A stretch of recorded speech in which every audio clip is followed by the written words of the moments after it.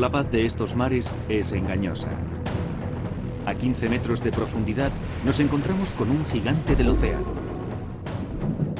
Un descubrimiento reciente ha revelado nuevos datos sobre esta especie.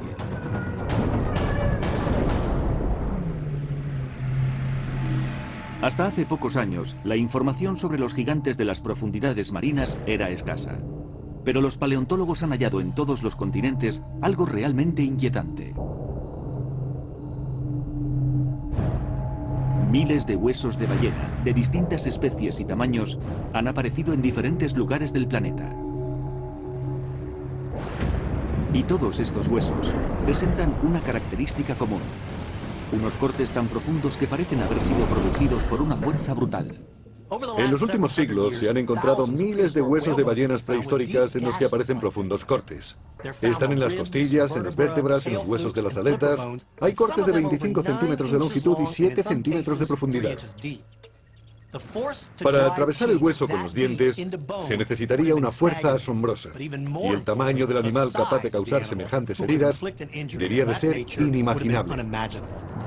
Los restos apuntan al ataque de un depredador superior de dimensiones descomunales. Un monstruo gigantesco que dominaba los océanos.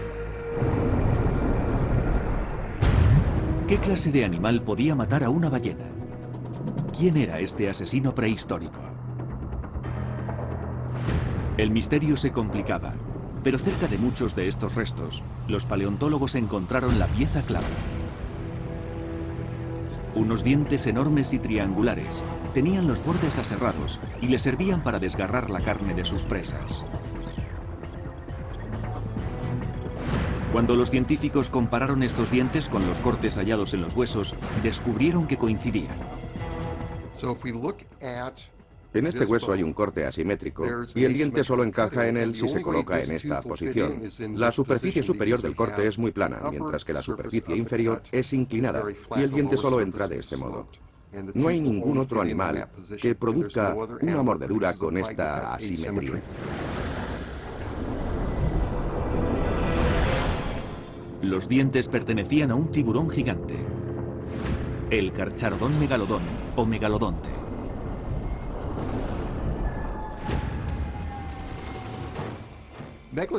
Megalodonte significa diente grande.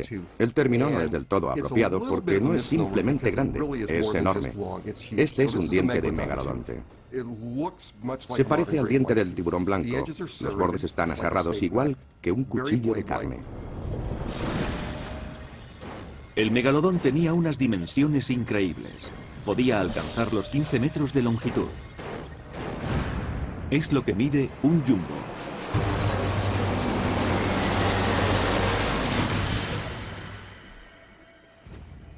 Si hubiese existido a la vez que el hombre, nunca habríamos podido aventurarnos en el océano. No hubiéramos sido capaces de construir un barco lo bastante grande como para disuadirle de que lo atacase. Cuando los investigadores estudiaron los dientes aserrados de este tiburón gigante, calcularon la enorme fuerza de su mordedura, 20 toneladas. Suficiente para cortar la carne, pero ¿serían también capaces de penetrar en los huesos de una ballena gigante? Los restos hallados de 15 millones de años de antigüedad demuestran que podían hacerlo, y con relativa facilidad. Vemos que con frecuencia los fósiles de las ballenas muestran señales de haber sido mordidos. Por este lado es como si lo hubiesen golpeado con un hacha. Las incisiones son profundas. No hay más restos de aquella época que presenten marcas tan grandes.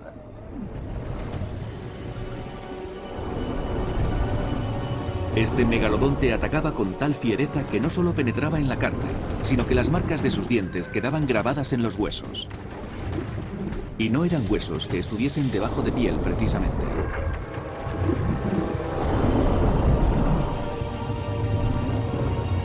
Pero hay un problema. Los tiburones no tienen huesos, y no se puede recurrir a ellos para estimar el tamaño del Carcharodon megalodon. Muchos tiburones tienen vértebras osteocartilaginosas que, al contrario de lo que la gente piensa, sí se fosilizan. Eso nos permite calcular la longitud que tenían estos animales. Podemos ver dónde estaba la cola y estimar su tamaño. Los científicos no cuentan con muchas vértebras de megalodón, pero los dientes aportan datos suficientes. Podemos comparar estos dientes con los del tiburón blanco actual. Establecemos la proporción de que 1 centímetro de diente equivale a 120 centímetros de animal. Por tanto, un diente de 15 o 17 centímetros correspondería a un megalodón de casi 20 metros. Sabemos que un megalodonte era tan grande que podía devorar a un tiranosaurio y era perfectamente capaz de capturar cualquier presa en el mar. Nada estaba fuera de su alcance. Ballenas, leones marinos e incluso los miembros de su propia especie. Los fósiles demuestran que estos tiburones poblaban todos los océanos de la Tierra. Se han encontrado huesos con marcas de mordeduras por todo el mundo. En casi todos los fósiles de hueso de ballena del Mioceno había signos de mordeduras de megalodón. Esto indica que recorría los océanos cazando principalmente ballenas. La localización específica de los restos de megalodonte nos dice algo más, ya que se encontraban cerca de sus víctimas. Los fósiles de megalodón están en depósitos geológicos cercanos a la costa. Así pues, por lo que sabemos, no era una especie de aguas profundas o de alta mar, lo que se conoce como especies pelágicas. Y esto tiene sentido. Sus presas eran grandes vertebrados marinos que compartían su ecosistema y probablemente vivirían cerca de la costa. Allí, las corrientes transportarían nutrientes, creando un entorno más rico. Se necesitan muchas focas de 50 kilos para alimentar a un megalodón de 50 toneladas. No podía perder el tiempo persiguiendo presas tan pequeñas, y por eso iba en busca de ballenas, calamares gigantes y tiburones. El megalodón era un tiburón monstruoso. Cada día tenía que arreglárselas para encontrar 1 tonelada de comida.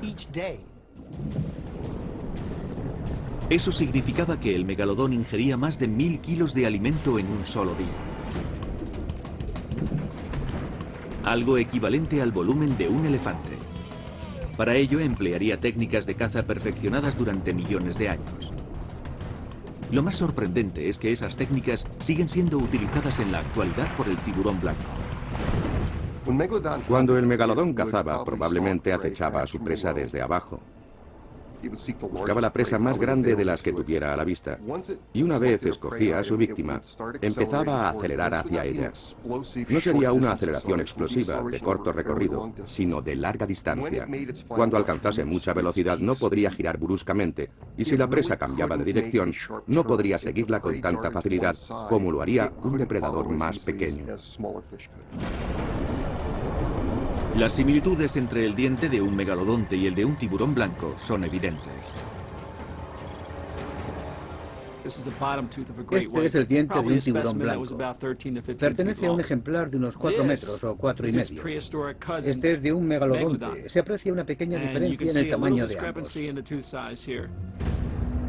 Y para aumentar su eficacia como depredador, tenían una reserva inagotable de dientes.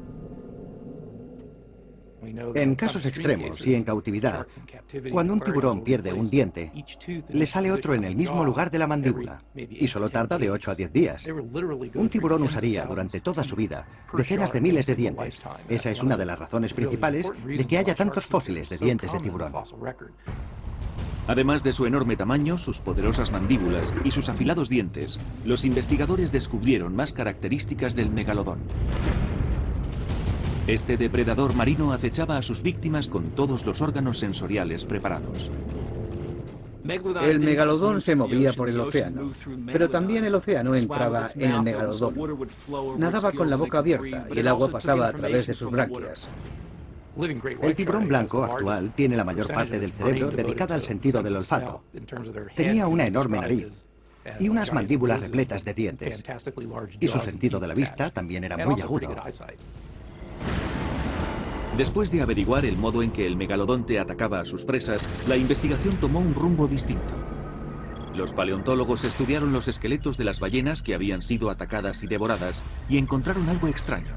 Las pruebas indicaban que cuando este tiburón atacaba a una ballena, se ponía como objetivo una específica, las aletas pectorales.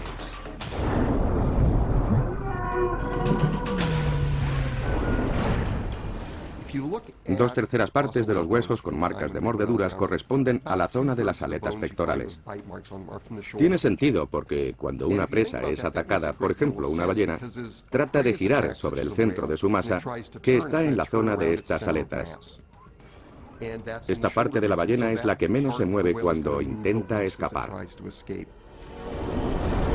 El megalodón era un animal imponente. Tenía la masa de un jumbo y armas especialmente diseñadas para la caza. Según los paleontólogos, era el depredador superior en los mares prehistóricos, pero estaban equivocados. En 1992, un descubrimiento en Japón nos hablaría de otro monstruo de las profundidades, hasta entonces desconocido.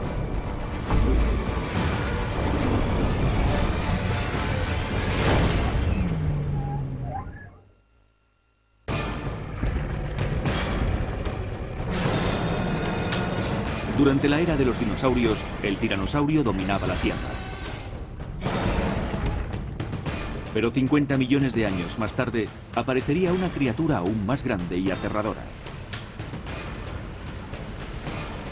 El Carcharodon megalodón, el pez carnívoro más grande que jamás haya surcado los océanos. El megalodón tiene un gran interés como especie.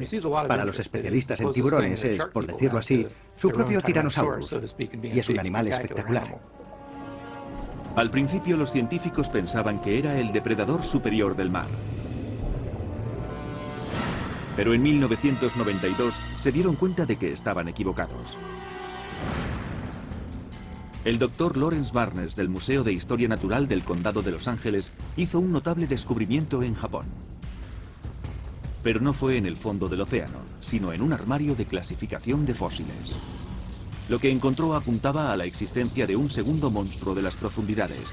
Era una especie hasta entonces desconocida para la ciencia. Compartía el dominio del megalodonte y era tan terrorífico como él. Al principio de los años 90 yo estaba en Japón con una beca y llegué a una pequeña ciudad llamada Shigamura. Me llevaron al museo de la ciudad donde tenían un esqueleto de cachalote. Estuve observando el esqueleto con mi compañero y nos dimos cuenta de que era una nueva especie. Barnes llamó a esta nueva criatura Brigmophyseter sigensis. Es el antepasado de los cachalotes. En los profundos mares prehistóricos, estos cachalotes estaban entre las ballenas más grandes y feroces de su tiempo. A su lado, las orcas actuales resultan minúsculas. Como tenemos un esqueleto completo, podemos estimar que el tamaño del Brigmophyseter era de unos 10 o 12 metros. Comparado con las ballenas modernas, no es precisamente descomunal, pero en su tiempo era una de las más grandes que había.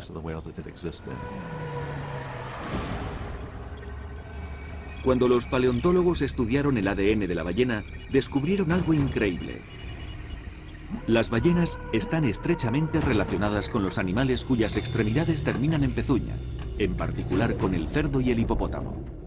En los últimos años, los científicos se han centrado en estudiar el origen y evolución de las ballenas y en averiguar el grupo de animales terrestres con que estaban relacionadas. Los fósiles y las pruebas de ADN apuntan a que las ballenas están estrechamente relacionadas con los ungulados, cuyas patas acaban en pezuñas. Hemos encontrado patas traseras de ballenas que caminaban. Y estas patas presentan una tróclea doble en el astrágalo. Esto es un astrágalo o hueso del tobillo. Tiene una superficie curva superior y otra inferior que producen un efecto de muelle. Las antiguas ballenas tenían este tipo de patas traseras. No hay otros mamíferos con este tipo de patas. Pero a diferencia del megalodonte, este antepasado de los cachalotes se movía en manadas. Las ballenas en general son animales sociales y los cachalotes también lo son. Normalmente se mueven en grupos pequeños. Es de suponer que en el Mioceno también hubiese pequeños grupos de cachalotes y cuando fuesen atacados tratarían de defenderse unos a otros. Cazar en manada tiene grandes ventajas porque un grupo puede hacer cosas que un individuo solo no puede realizar. Puede reunir a las presas y atacar desde varios frentes. Por eso, creo que cazaban en manada. Trabajando en un grupo organizado, los Brigmophyseter tendrían más éxito en sus cacerías. Y separarse del grupo podía ser desastroso, especialmente frente a ciertos rivales. Las dimensiones de su cuerpo y el hecho de que cazasen en manadas convertía a estos cachalotes en criaturas letales. Pero su arma más poderosa eran sus dientes. Lo que hace del Brigmophyseter un cachalote tan increíble es que tiene dientes en la parte superior e inferior de la boca. En total 44 dientes del tamaño de los del tiranosaurio. Y este monstruo marino tampoco era precisamente amistoso. Tienen dientes largos, aunque no están aserrados como los del megalodón y los de otros grandes tiburones, pero también son dientes grandes y resistentes. Los dientes forman un engranaje. Este diente es de un cachalote y muestra cómo el diente opuesto encajaba justo aquí y hacía oclusión contra esta corona. Esto es algo muy típico en estos fósiles. Tienen muescas delante y detrás en las zonas donde encajaban los dientes opuestos. La raíz está bien encajada en la mandíbula inferior y la corona es vertical, lo que hace que el diente quede fijo. Está muy encajado en el hueso y la mandíbula tiene mucho grosor. Eran puñales curvos, poderosos y profundamente enraizados. Los dientes tenían un diseño perfecto para apresar un buen número de especies acuáticas. Esto convertía al Brigmophyseter en un digno rival del megalodón. Pertenecía al grupo de los grandes depredadores. Este animal podría haber cazado, matado y comido todo lo que se propusiera. El cachalote prehistórico de Japón se halló en un depósito junto con delfines, ballenas y unos animales semejantes a leones marinos, todos primitivos. Cualquiera de estas especies podría formar parte de su amplia dieta. Probablemente comía peces, calamares, tiburones y pequeños mamíferos. El Brigmophyseter tenía dientes enormes y afilados en la mandíbula superior y en la inferior. Eran dientes diseñados para sujetar las presas con escamas deslizantes.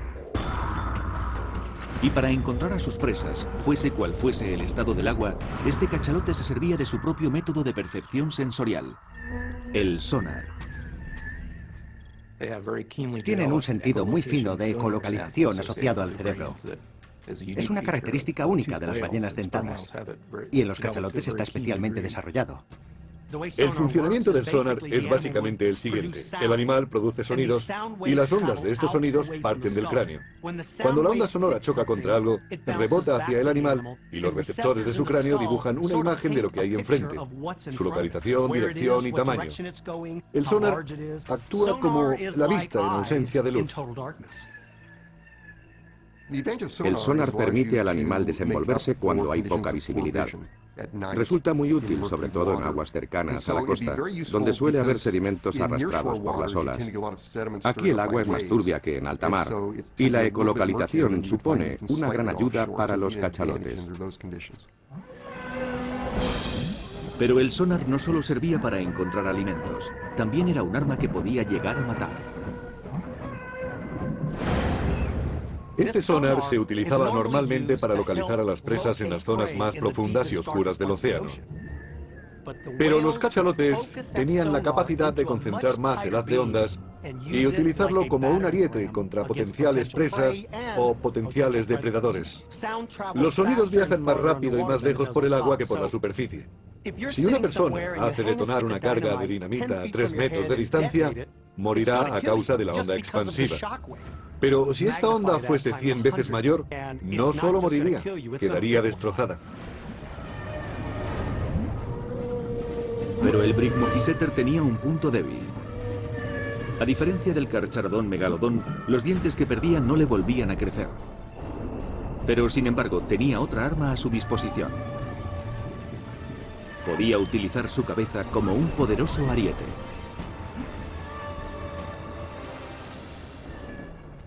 Un ariete podría resultar útil. No haría mucho daño al tiburón a menos que le golpeara en las branquias o en los ojos. Pero lo primordial era la concentración. Cuando un depredador ataca, tiene que centrarse en su presa y no distraerse en absoluto. Todo lo que le distraiga de su tarea, ya sea atacar a una presa determinada o a un posible depredador, le impedirá tener éxito. El Brigmophyseter viajaba en manadas de 6 o 7 individuos, conducidos por un macho dominante.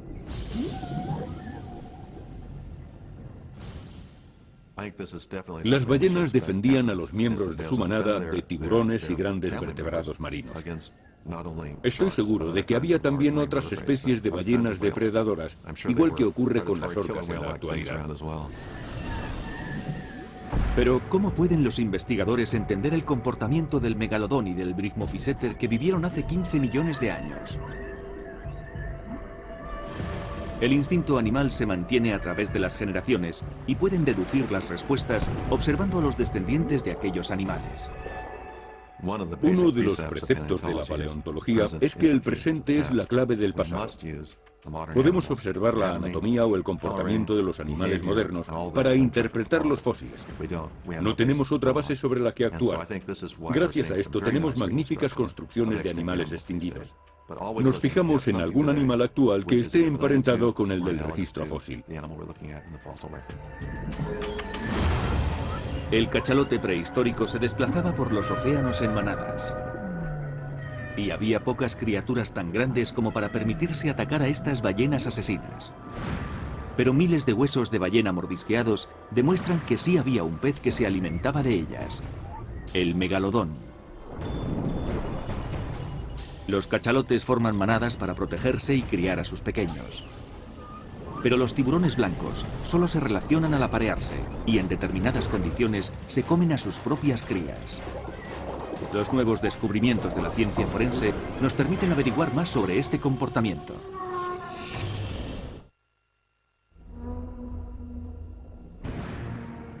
El megalodón era el tiburón más poderoso que jamás ha surcado los mares.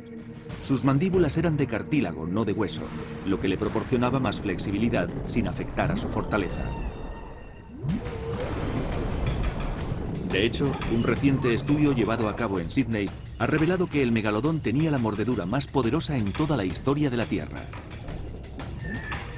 Podría haber triturado fácilmente un camión.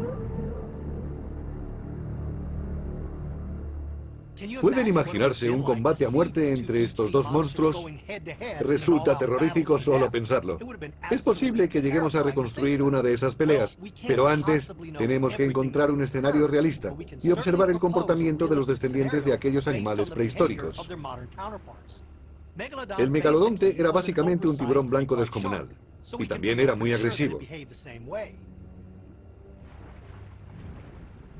El Brigmophyseter era un cachalote con mal carácter y una enorme dentadura. Si añadimos esas dos características a un cachalote moderno, nos haremos una idea del comportamiento de aquella ballena. Después los colocamos juntos.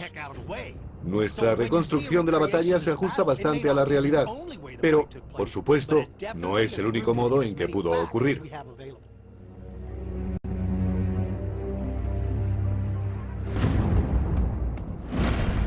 Pocas criaturas podrían compararse con el megalodonte en cuanto a su fuerza.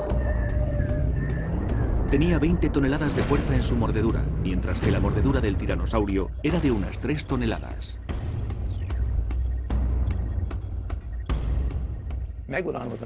El carcharodón megalodón era un tiburón enorme. Según nuestros cálculos, basados en los dientes que se han conservado, mediría más de 15 metros. Esa es, aproximadamente, la longitud de una ballena jorobada, pero el megalodón pesaría muchas más toneladas. El Brigmophyseter se servía de su aleta caudal para impulsarse hacia arriba y hacia abajo, y alcanzaba velocidades de 40 kilómetros por hora. El megalodón más grande utilizaba un movimiento de lado a lado para propulsar su cuerpo, pero su enorme volumen limitaba su velocidad a 25 kilómetros por hora. Los tiburones y las ballenas tienen estructuras diferentes. El esqueleto del cachalote es óseo y el del tiburón es cartilaginoso. Eso significa que el tiburón puede girar y maniobrar mucho más fácilmente porque no tiene las limitaciones de un esqueleto óseo. Es por tanto más ágil. Sin embargo, el cachalote es más pequeño, tiene menos masa que mover y eso le da más velocidad.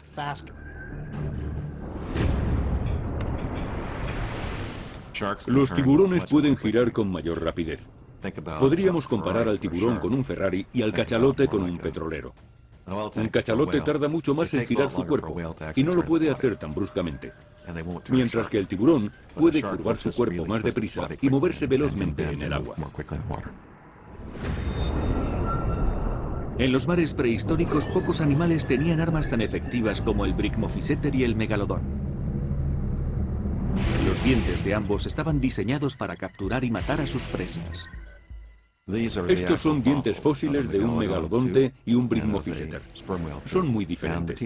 El diente del tiburón está cerrado como un cuchillo de carne. Y el cachalote tiene dientes más apropiados para sujetar a sus presas. Estos dientes nos dicen mucho sobre sus técnicas de caza. El cachalote utilizaba los suyos para agarrar y retener a la presa, pero el tiburón hacía algo muy diferente. Iba desgarrando grandes trozos de carne de su víctima. Sabemos que los tiburones blancos despedazan a sus presas. El megalodón hacía lo mismo, pero con una boca increíblemente grande. Se trataba de dos criaturas de considerables dimensiones, pero el cachalote tenía un arma que el megalodonte no podía igualar: el sonar, cuyo impacto podía ser letal.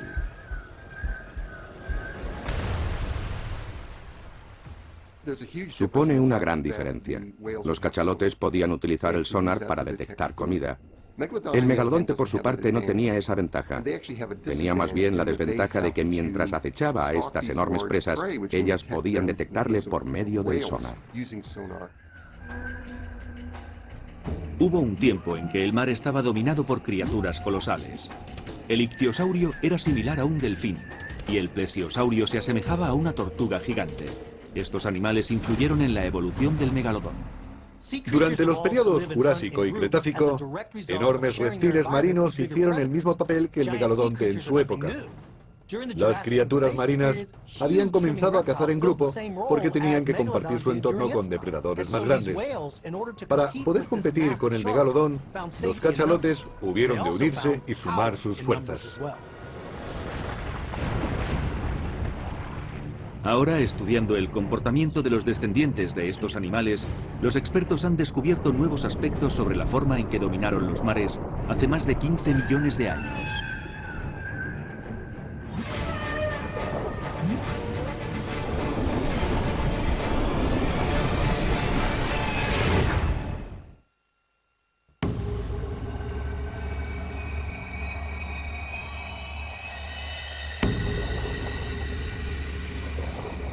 Las oscuras aguas del Pacífico al norte del Japón. Un megalodón surca las profundidades.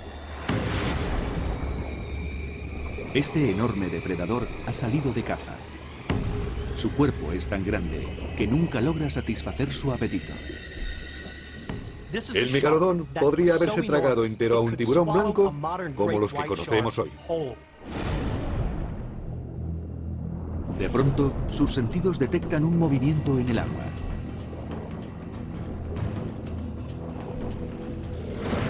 Se encuentra con un Bricmophyseter separado de la manada. El tiburón puede sentir el movimiento del cachalote en el agua. El receptor de su nariz detecta los diminutos impulsos eléctricos que emite su presa cada vez que mueve un músculo. El megalodonte sabe el tamaño de su presa incluso antes de verla. La piel del megalodonte estaba cubierta de unas diminutas estructuras llamadas dentículos, que le permitían recoger información del agua y encontrar a sus presas. El colorido del megalodón era ideal para sus métodos de caza. Su piel era más oscura en la zona dorsal y más clara en el vientre, de modo que si te encontrases encima de él, no podrías verle. Pero si estuvieses justo debajo y mirases hacia arriba, tampoco le verías. Para cazar, el megalodón solía situarse debajo y detrás de sus presas potenciales. Para acechar al cachalote, el megalodonte desciende hacia el fondo con la intención de sorprenderle desde abajo. Cuando está justo debajo de él, cambia de dirección hacia arriba y acelera su velocidad. Las mandíbulas del megalodón eran parecidas a las del tiburón blanco. Tenían varias filas de dientes. Los de la parte delantera estaban adaptados para agarrar a la presa. Los de la parte trasera eran mucho más afilados, para cortar. El megalodón ataca con furia. Cuando abre la boca, las mandíbulas salen literalmente fuera de ella, y los dientes aserrados actúan como una gigantesca cortadora de carne. El megalodón evita que su rival le hiera en los ojos, retirándolos hacia atrás y cubriéndolos con una membrana protectora. Los tiburones modernos tienen una curiosa forma de proteger sus ojos.